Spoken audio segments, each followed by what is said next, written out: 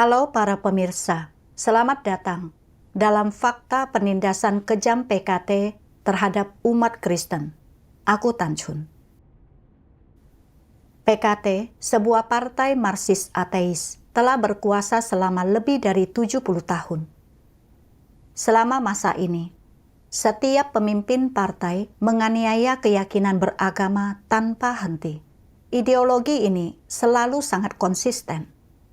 Mereka terus-menerus menerapkan kebijakan brutal dan mengeluarkan dokumen rahasia yang tak terhitung jumlahnya. Mereka memanipulasi aparatur negara untuk menegakkan kebijakan pemerintah pusat dalam memberantas keyakinan beragama. Hal ini telah menyebabkan pembantaian dan penganiayaan jutaan pemeluk agama. Pendiri komunisme, Karl Marx, dalam kritiknya terhadap filsafat hak Hegel, dengan jelas menyatakan, kritik terhadap agama adalah prasyarat dari semua kritik. Dia percaya bahwa agama adalah keluh kesah makhluk yang tertindas, hati dari dunia yang tidak punya hati, dan jiwa dari kondisi yang tidak berjiwa. Agama adalah candu bagi rakyat. Dia juga menganjurkan penghapusan agama. Sebagai pewaris ideologi komunis, PKT percaya bahwa agama melumpuhkan pikiran rakyat. PKT selalu menganggap keyakinan beragama sebagai ancaman terbesar bagi rezimnya dan kekuatan musuh utama. Percaya bahwa keyakinan tunggal pada partai adalah fondasi untuk menjaga stabilitas kekuasaan. Oleh karena itu, sejak didirikan pada tahun 1921, PKT memandang kekristenan sebagai alat imperialisme Barat. PKT percaya bahwa keyakinan beragama, terutama iman kepada Tuhan, bahkan dapat menghancurkan rezimnya dan harus diberantas. Untuk mengubah Tiongkok menjadi wilayah ateis, PKT telah menginjak-injak hak asasi manusia dan tidak ragu untuk membunuh. PKT telah berulang kali membasahi tanah Tiongkok yang luas dengan darah, menjerumuskan negara ke dalam kegelapan dan kesengsaraan yang mendatangkan murka Tuhan dan kemarahan publik. Kekejaman PKT telah menciptakan satu demi satu presiden mengejutkan.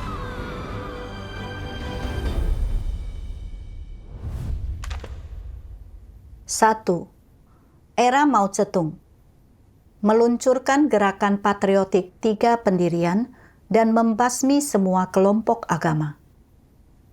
Sejak berkuasa pada tahun 1949, PKT telah menindas dan menganiaya keyakinan beragama. Pada bulan Mei 1950, Zhou Enlai dengan jelas menyatakan bahwa kekristenan berkaitan dengan agresi imperialis, menuntut agar gereja-gereja Kristen mandiri dan berdiri sendiri, serta memutuskan hubungan mereka dengan imperialisme. Manipulasi PKT menghasilkan Manifesto 3 Pendirian yang resmi diterbitkan pada 28 Juli 1950, memberi dasar teoritis bagi PKT untuk merombak dan mengendalikan keyakinan beragama.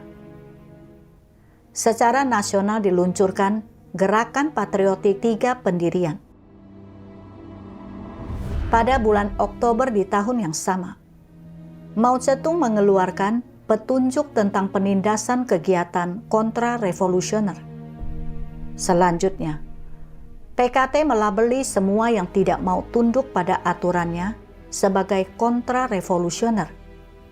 Begitu pula kelompok-kelompok agama dan individu yang menolak gerakan 3 pendirian dan memulai pembersihan dan penindasan besar-besaran.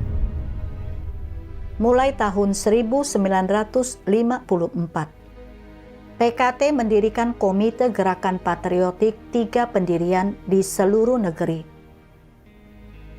Tujuan PKT adalah mengubah gereja-gereja rumah yang berkembang pesat di Tiongkok menjadi gereja patriotik 3 pendirian yang dibawa kekuasaan Partai Komunis, mencapai kontrol politik mutlak atas gereja Protestan, Katolik, dan Ortodoks Timur. Setiap kelompok agama dan individu yang menolak untuk bergabung dengan gerakan 3 pendirian dicap sebagai organisasi ilegal, aliran sesat, kontra-revolusioner, dan anjing penjilat imperialisme, dan menjadi sasaran penindasan serta penganiayaan kejam. Pada pertengahan hingga akhir 1950-an, para pemimpin gereja Kristen seperti Watchmeni, Wang Mintao, dan Yuan Xiangchen dicap sebagai kontra-revolusioner. Watchmeni dijatuhi hukuman 20 tahun dan meninggal sehari sebelum dibebaskan. Wang Mintao dan Yuan Xiangchen dijatuhi hukuman penjara seumur hidup. Pada tahun 1972, statistik dari The Hong Kong Times berdasarkan 156 surat kabar dan 57 terbitan berkala di daratan Tiongkok menunjukkan bahwa dari tahun 1950 hingga 1953 saja, sekitar 60.000 orang Kristen dipenjara, dan total 10.690 orang dijatuhi hukuman antara tahun 1957 dan 1958. Dari tahun 1957 hingga 1958, pemerintah PKT meluncurkan kampanye anti kanan. Orang Kristen yang tak terhitung jumlahnya dicap sebagai sayap kanan, dan lebih dari 2.230 dari mereka dieksekusi. Vatikan News melaporkan bahwa antara tahun 1951 dan 1954, hampir semua misionaris Katolik asing diusir dari Tiongkok. PKT menggunakan kampanye seperti penindasan kontra-revolusioner, pembersihan kontra-revolusioner, dan kampanye anti kanan untuk menyingkirkan para pemimpin dan pemeluk agama, menyita harta benda, menutup tempat ibadah, dan mengusir misionaris asing. Secara bertahap merampas ruang bagi agama untuk hadir di publik. Selama revolusi kebudayaan dari tahun 1966 hingga 1976, keyakinan beragama menghadapi penindasan lebih lanjut yang belum pernah terjadi sebelumnya. PKT menganggap semua kegiatan keagamaan sebagai takhayul feodal dan tindakan kontra-revolusioner. Gereja-gereja ditutup, Alkitab dibakar, dan harta benda orang percaya disita. Kegiatan misionaris Protestan dan Katolik ditindas dengan kejam. Para pendeta dan imam tidak hanya dikritik di depan umum, ditahan dan dipukuli, tetapi juga menghadapi pemenjaraan, penyiksaan, dan bahkan kematian. Menurut sebuah artikel di Bitter Winter, sebuah majalah Italia tentang hak asasi manusia, semua kelompok dan lembaga keagamaan dibersihkan selama revolusi kebudayaan, termasuk 5 kelompok agama yang disetujui negara dan dikendalikan oleh PKT. Memiliki Alkitab atau patung Buddha di rumah seseorang sudah cukup dijadikan alasan penangkapan dan bahkan eksekusi. Artikel itu juga menunjukkan bahwa setidaknya 500.000 pemeluk berbagai agama dieksekusi atau meninggal di kamp kerja paksa.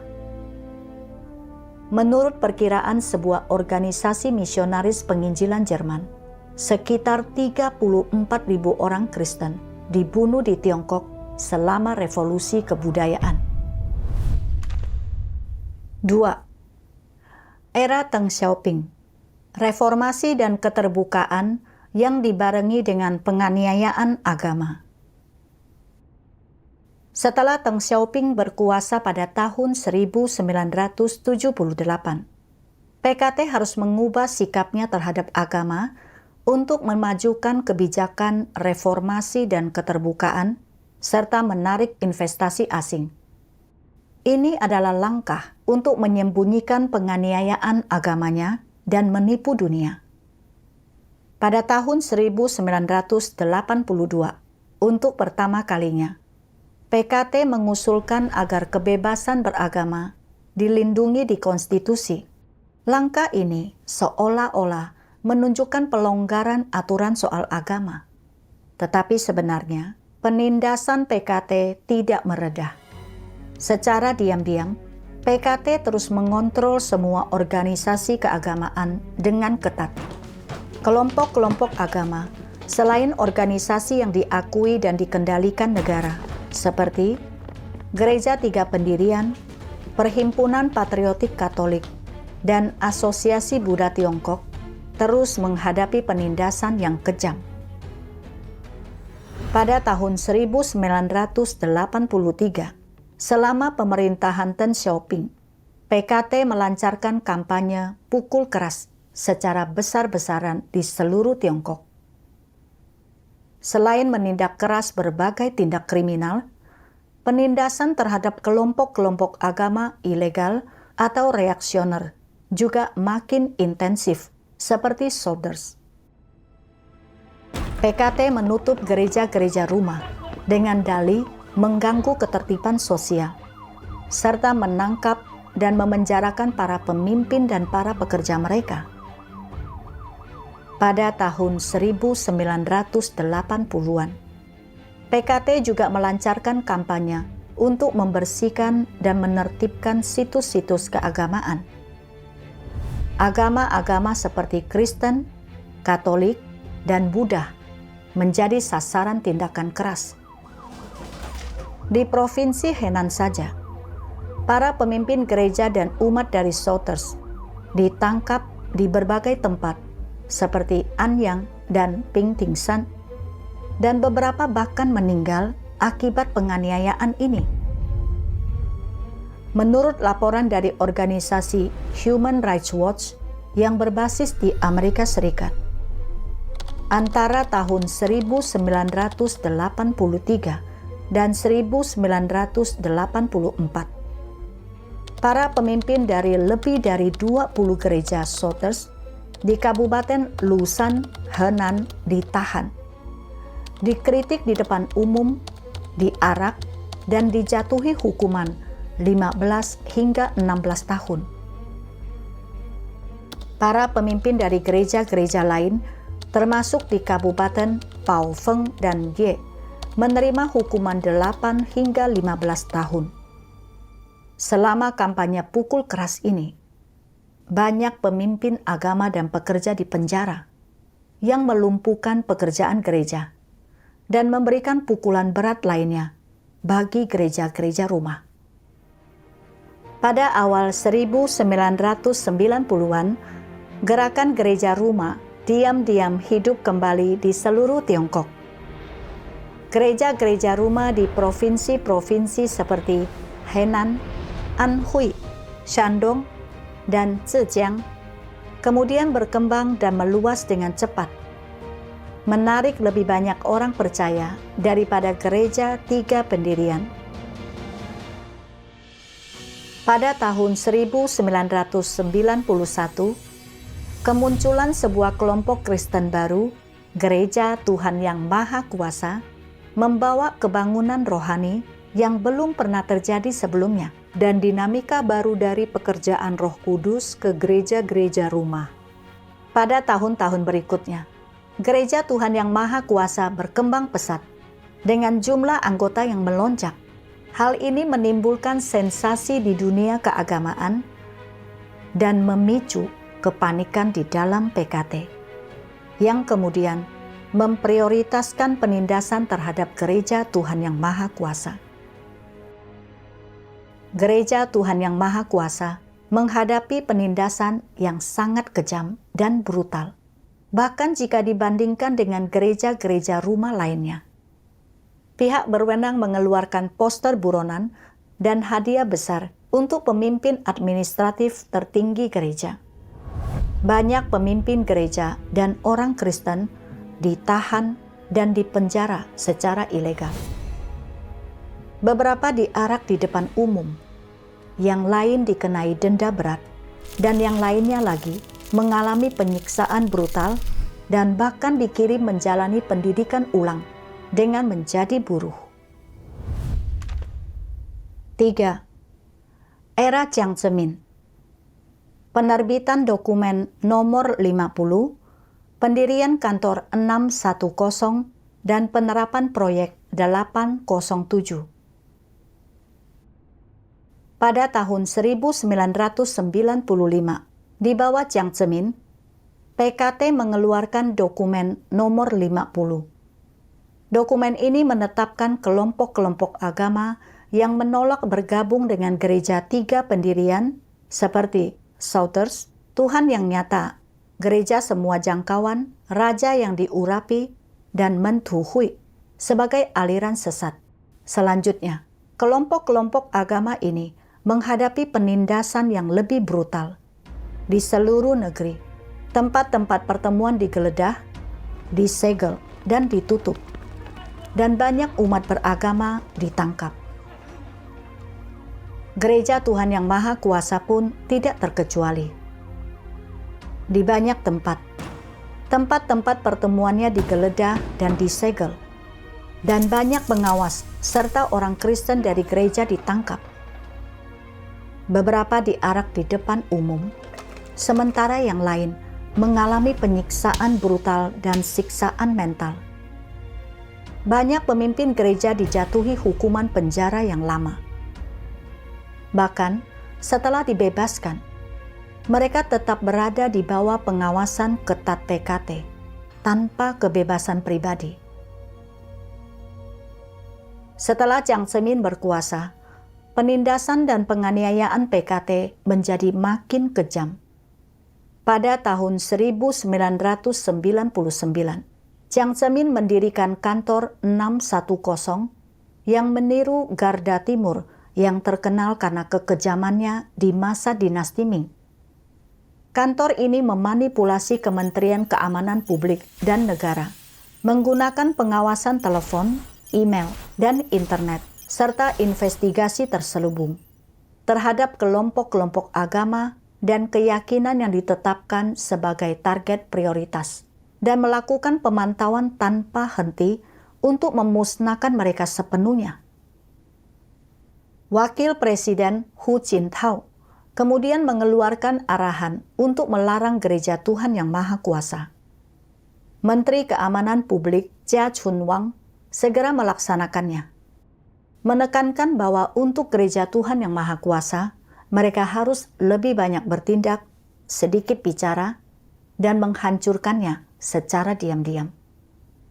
Pada tanggal 7 Agustus 2000, pihak berwenang PKT mengadakan rapat koordinasi kasus khusus di Shandong yang dihadiri oleh para kepala keamanan publik dan negara dari 14 provinsi dan kota. Mereka menjadikan Gereja Tuhan Yang Maha Kuasa sebagai target prioritas dan memulai kampanye penindasan dengan nama sandi Proyek 807. Selanjutnya, otoritas keamanan publik melancarkan penangkapan massal. Banyak orang Kristen dari Gereja Tuhan Yang Maha Kuasa ditangkap. Sebagian besar dikirim ke kamp kerja paksa atau dijatuhi hukuman penjara, sementara yang lain disiksa, dibuat cacat, atau bahkan dibunuh. 4. Era Hu Jintao. melanjutkan dan mengintensifkan kebijakan agama Jiang Zemin. 1. Epidemi SARS.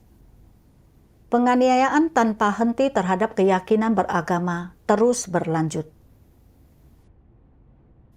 Setelah Hu Jintao menjabat pada tahun 2003, ia melanjutkan dan mengintensifkan kebijakan anti aliran sesat Jiang Zemin. Ia melanjutkan penggunaan kantor 610 dan makin memperluas cakupan penindasan agama.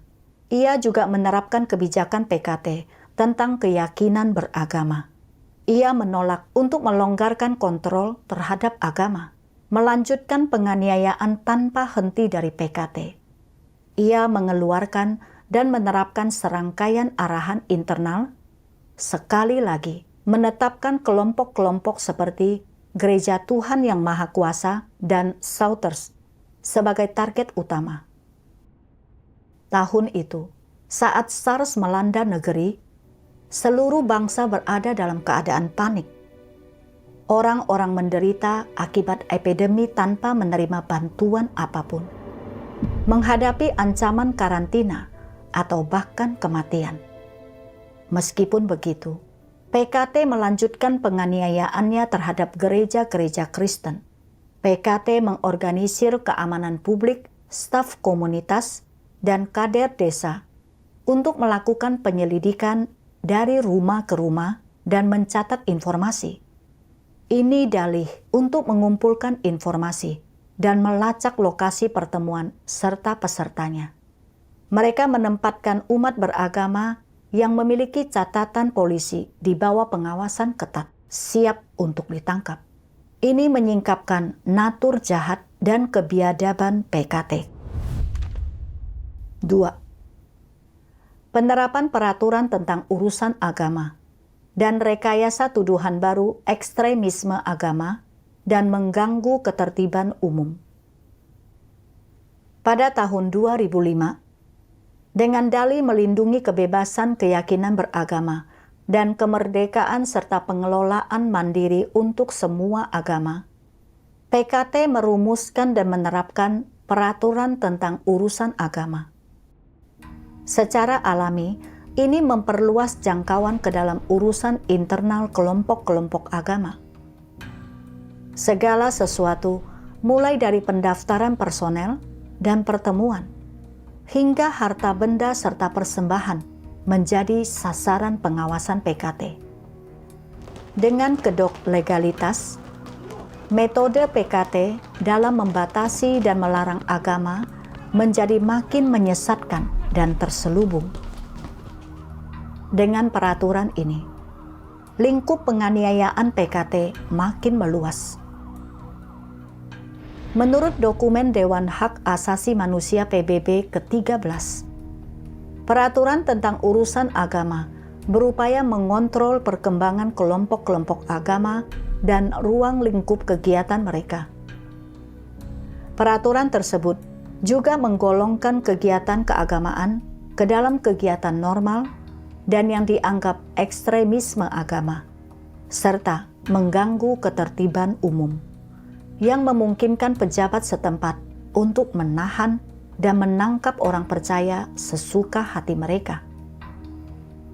Human Rights Watch mengkritik peraturan tersebut karena isinya yang kabur dan potensi penerapan yang sewenang-wenang. Juga menurut laporan tahunan Komisi untuk Kebebasan Beragama Internasional Amerika Serikat, sejak penerapan peraturan tersebut, banyak anggota jemaat gereja Tiongkok Selatan dan pendetanya tetap dipenjara, menghadapi tuduhan serius, serta menjadi sasaran penyiksaan dan perlakuan buruk di penjara. Sebenarnya, ini baru puncak gunung es. Pada November 2005, pendeta gereja Ruma Chai Chohua dijatuhi hukuman 3 tahun atas tuduhan palsu operasi bisnis ilegal dan lebih dari 200.000 Alkitab serta buku-buku agama lainnya disita. Peraturan ini menyebabkan kelompok-kelompok agama di bawah perlindungan hukum PKT kehilangan otonomi mereka sepenuhnya, mengubah mereka sekadar menjadi boneka PKT.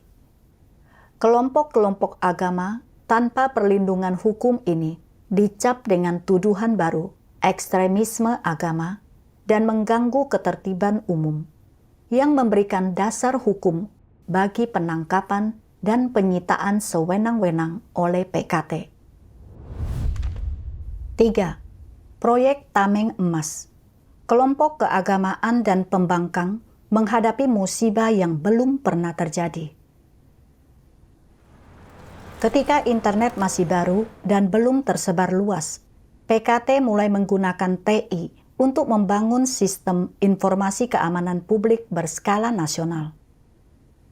Seiring berkembangnya teknologi informasi, PKT secara diam-diam berencana menambahkan fungsi pengawasan jaringan ke sistem ini. Dengan menangkap, mengumpulkan, dan memblokir informasi sensitif, mereka dapat memantau dan menindas umat beragama, pembangkang, dan aktivis hak asasi. Oleh karena itu, PKT tidak segan-segan mengeluarkan biaya, mengimpor teknologi internet dan pengawasan asing yang canggih, serta memobilisasi berbagai departemen pemerintah untuk membangun proyek Tameng Emas. Menurut laporan di jaringan e-government Tiongkok, tahap pertama proyek Tameng Emas saja diproyeksikan menelan biaya hampir 6 miliar RMB. Selain itu, menurut perkiraan yang tidak lengkap, setidaknya 30.000 petugas polisi terlibat dalam pengoperasian dan pemeliharaan sistem Tameng Emas dan tembok api besar. PKT royal dalam investasinya mengendalikan publik dan menganiaya orang percaya serta pembangkang. PKT terutama bersedia berinvestasi besar-besaran untuk mempertahankan pemerintahan totaliternya, mengelontorkan sejumlah besar uang dan tenaga manusia yang sangat besar untuk memantau dan mengendalikan rakyat, demi memenuhi janjinya untuk melayani rakyat. Seiring kemajuan teknologi internet, proyek Tameng Emas berkembang dari pengelolaan jaringan keamanan publik menjadi pengawasan internet dan pemeliharaan stabilitas. Tujuan awal PKT untuk proyek tersebut pun tercapai. Setelah implementasi resminya, proyek ini digunakan untuk memantau opini publik, mengumpulkan dan memblokir informasi sensitif, menyediakan tulang punggung teknologi yang kuat untuk PKT menganiaya kelompok-kelompok agama dan para pembangkang. Namun, dukungan teknologi untuk proyek Tameng Emas datang dari perusahaan-perusahaan teknologi di berbagai negara yang dipimpin oleh Cisco dari Amerika. Dukungan teknologi mereka yang berkelanjutan memainkan peran penting dalam kontrol PKT atas warganya dan penindasannya terhadap agama. Sistem pengawasan tingkat negara yang masif ini tidak hanya memegang kendali kuat atas semua informasi dasar warga negara, tetapi juga membuat berkas khusus tentang kelompok-kelompok agama dan target utama penindasan, yang memungkinkan pelacakan jangka panjang dan pemantauan secara langsung. Hal ini telah sangat mempermudah upaya kontrol dan penangkapan pihak berwenang. Proyek Tameng Emas PKT telah menebarkan jaring yang tak terhindarkan di seluruh Tiongkok, menggenggam erat semua penduduk dalam cengkraman setannya. Proyek ini dilaksanakan pada masa pemerintahan Hu Jintao dan Wen Jiabao. Meskipun pemerintahan mereka adalah pemerintahan boneka, proyek Tameng Emas melipat gandakan kekuatan mereka untuk menindas agama yang menghasilkan keuntungan berlimpah dan banyak prestasi politik. Menurut statistik yang tidak lengkap, pihak berwenang telah menggunakan proyek Tameng Emas untuk berulang kali menindas gereja-gereja rumah, jumlah penangkapan pendeta, pengawas gereja, dan orang Kristen meningkat pesat dan cakupan penangkapan sangat luas. Orang tua, anak-anak, kerabat, dan teman-teman dari banyak orang Kristen juga turut terseret. Semua ini telah menyebabkan pembubaran total banyak gereja rumah. Puluhan ribu pembangkang, pemeluk agama, dan pengguna internet aktif telah diundang minum teh atau mencicipi makanan penjara karena pengawasan internet. Bahkan, beberapa menerima tiket makan jangka panjang. Mengkriminalisasi kebebasan berpendapat telah menjadi norma sosialisme dengan karakteristik Tiongkok. Pihak berwenang juga secara tidak langsung melacak pergerakan umat beragama dan pembangkang di luar negeri dengan mengawasi penggunaan internet dan komunikasi kerabat mereka di Tiongkok, lalu mengeluarkan ancaman. Pada saat yang sama, mereka memanfaatkan para buzzer internet dan akun palsu untuk menyerang kelompok-kelompok agama dan para pembangkang di platform media sosial luar negeri. Karena kesulitan dalam mengumpulkan informasi, rincian spesifik yang kami miliki saat ini terbatas pada penindasan PKT terhadap Gereja Tuhan Yang Maha Kuasa dan penangkapan para anggotanya. Berkat bantuan proyek Tameng Emas, banyak penangkapan berskala besar dilakukan selama pemerintahan Hu dan Wen, termasuk antara lain Operasi Guntur III pada tahun 2005, Operasi Guntur III 0808 di Guangdong dari tahun 2008 hingga 2009, Operasi 717 di Shanxi pada tahun 2009, dan Operasi Guntur III di Henan pada tahun 2011. Menurut statistik yang tidak lengkap, antara tahun 2011 dan 2013 saja, setidaknya 111.740 anggota Gereja Tuhan Yang Maha Kuasa didenda atau diperas secara paksa. 35.330 rumahnya digeledah. Setidaknya 380.000 ditangkap atau ditahan secara ilegal. Dan 43.640 menjadi sasaran penyiksaan brutal. Setidaknya 10 orang Kristen dari Gereja Tuhan Yang Maha Kuasa disiksa sampai mati.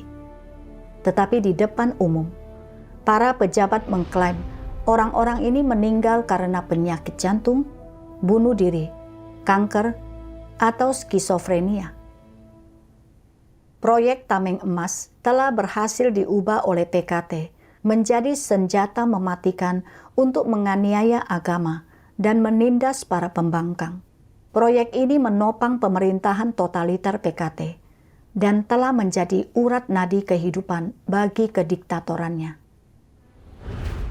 Proyek ini tidak hanya merampas hak asasi manusia dasar warga negara, tetapi juga telah membawa malapetaka yang belum pernah terjadi sebelumnya bagi kelompok-kelompok agama dan para pembangkang.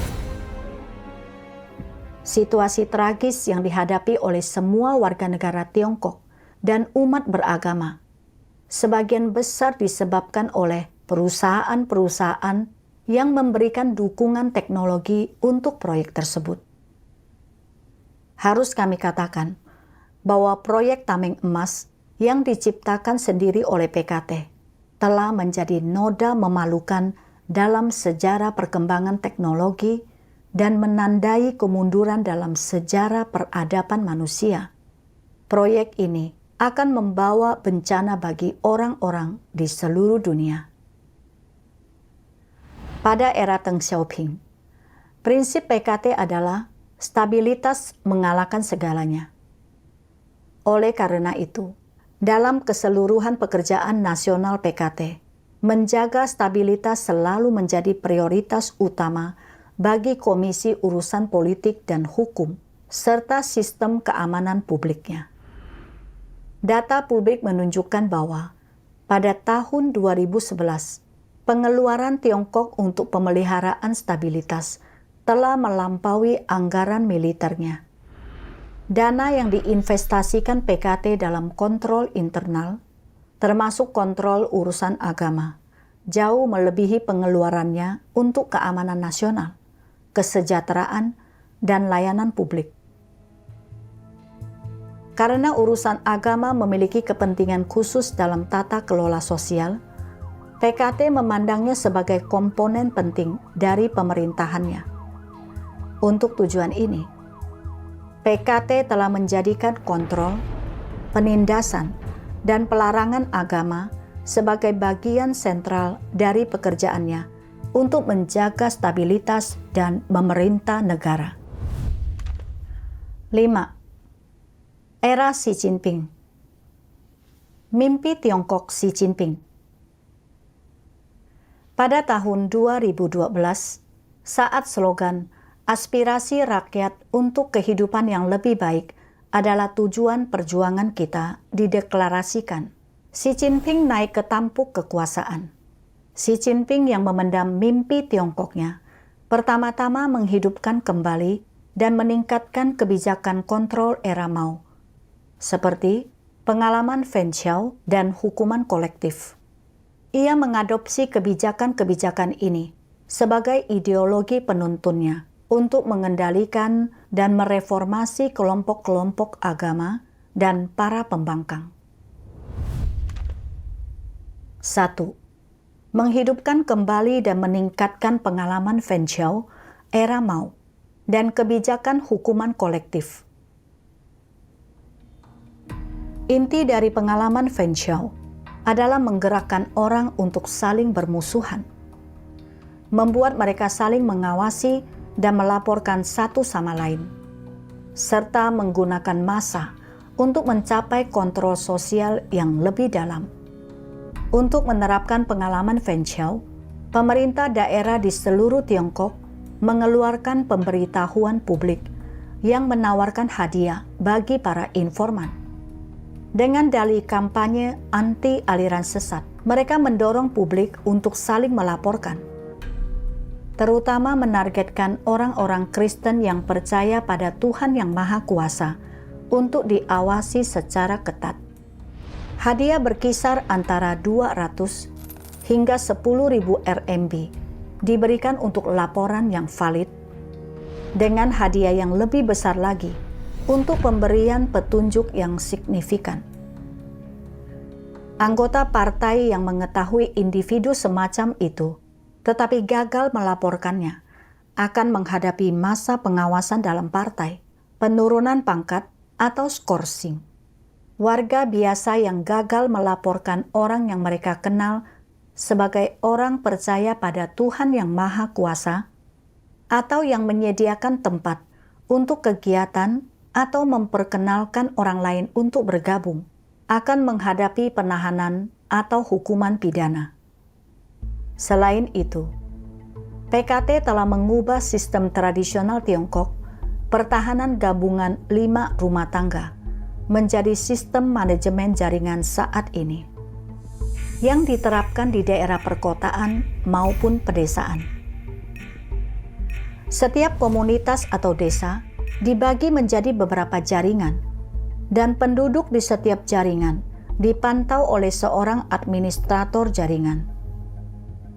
Administrator jaringan diharuskan mengunjungi individu dan lokasi-lokasi penting di dalam jaringan mereka setidaknya sebulan sekali, dan harus berpatroli di semua rumah tangga dan tempat setiap 3 bulan sekali, dengan fokus khusus pada pemantauan pemeluk agama dan para pemohon. Administrator jaringan dipaksa untuk memasang aplikasi khusus di ponsel mereka. Misi sebenarnya dari aplikasi ini adalah untuk memastikan administrator jaringan sepenuhnya dikendalikan oleh pihak berwenang. Mereka harus siap menerima perintah dan melaporkan informasi kapan saja. Memastikan bahwa setiap gerakan mencurigakan yang dilakukan oleh penduduk, terutama aktivitas apapun yang terkait dengan keyakinan agama, segera difoto dan dilaporkan kepada pemerintah. Segera setelah aktivitas yang tidak biasa terjadi di dalam sebuah jaringan, PKT akan mengetahuinya secara instan dan dapat melakukan penangkapan, menyingkirkan semua potensi ancaman sebelum dapat terwujud. Otoritas PKT juga menerapkan kebijakan hukuman kolektif. PKT melecehkan dan mengancam anggota keluarga orang Kristen.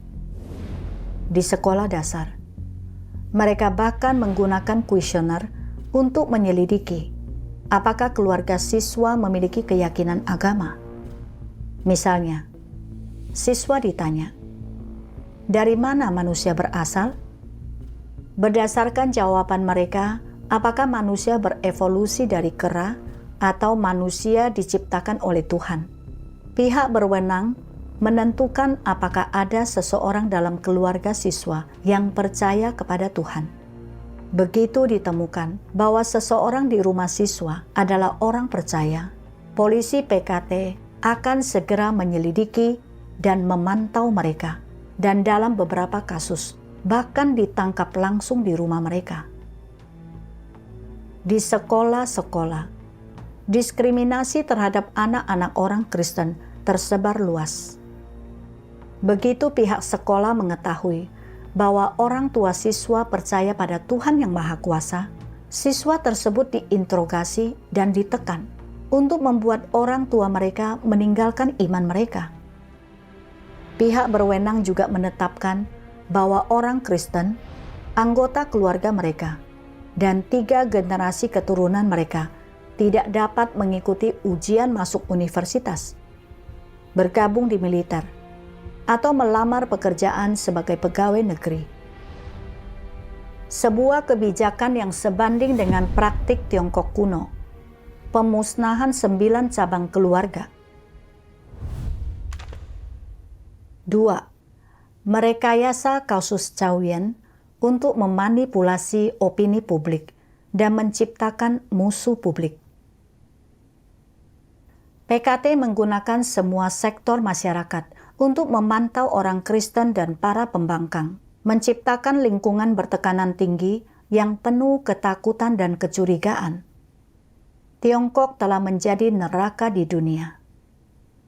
Meskipun demikian, Xi Jinping masih merasa bahwa metode yang digunakan para pendahulunya untuk menindas agama terlalu konservatif dan lunak, dan telah gagal mencapai tujuan untuk memberantas keyakinan beragama sepenuhnya.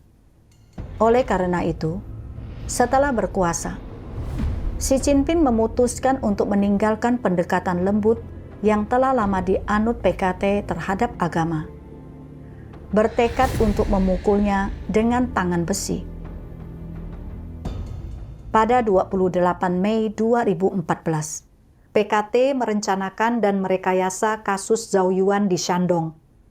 Hanya 3 hari setelah insiden itu, tanpa pengadilan atau putusan apapun, PKT dengan bersemangat dan secara terbuka menggolongkan kasus tersebut, menjebak dan mengutuk gereja Tuhan yang Maha Kuasa. PKT dengan cepat menggunakan program-program unggulan China Central Television seperti siaran langsung berita, laporan fokus, dan Cakrawala Timur, serta surat kabar besar seperti People's Daily dan Quangming Daily, dan media corong partai seperti Xinhuanet, Huanqiu.com, dan CCTV.com, untuk secara berlebihan mempublikasikan dan melaporkan kasus Chow Yun. Portai web komersial di bawah kendali PKT seperti Sina dan Sohu, bersama dengan berbagai surat kabar dan stasiun radio lokal dengan cepat mengikutinya. Dalam sekejap, serangan media yang luar biasa dilancarkan di seluruh daratan Tiongkok. Anehnya, bahkan media Inggris terkenal, BBC, ikut-ikutan. tanpa memahami fakta masalahnya. BBC secara membabi buta menjadi gaung media partai PKT dan akhirnya menjadi juru bicara PKT pada kesempatan ini. Sungguh aneh bahwa media-media besar PKT akan ikut berebut untuk memberikan liputan berlebihan tentang kasus kriminal biasa seperti itu. Selain itu, semua laporan tersebut memiliki kecepatan yang luar biasa, koordinasi yang sempurna, dan nada yang identik.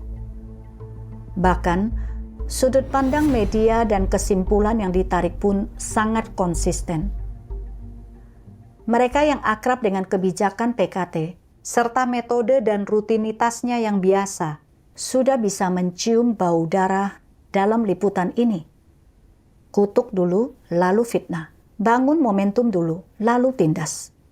Bukankah ini taktik klasik PKT untuk memfitnah para pembangkang dan menyerang musuh-musuh politik?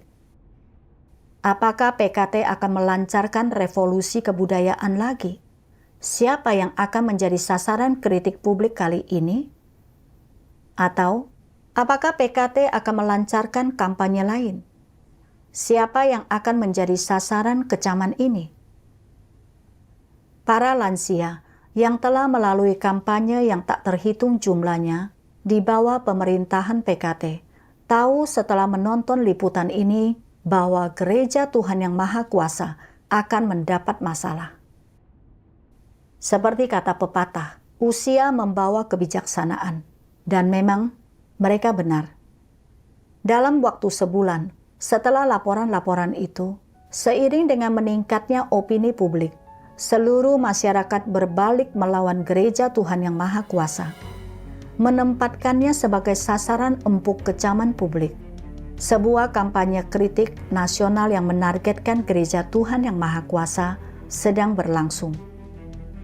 Inilah tepatnya hasil ideal yang dicari PKT dengan merekayasa insiden tersebut, untuk menjadikan Gereja Tuhan Yang Maha Kuasa sebagai musuh publik.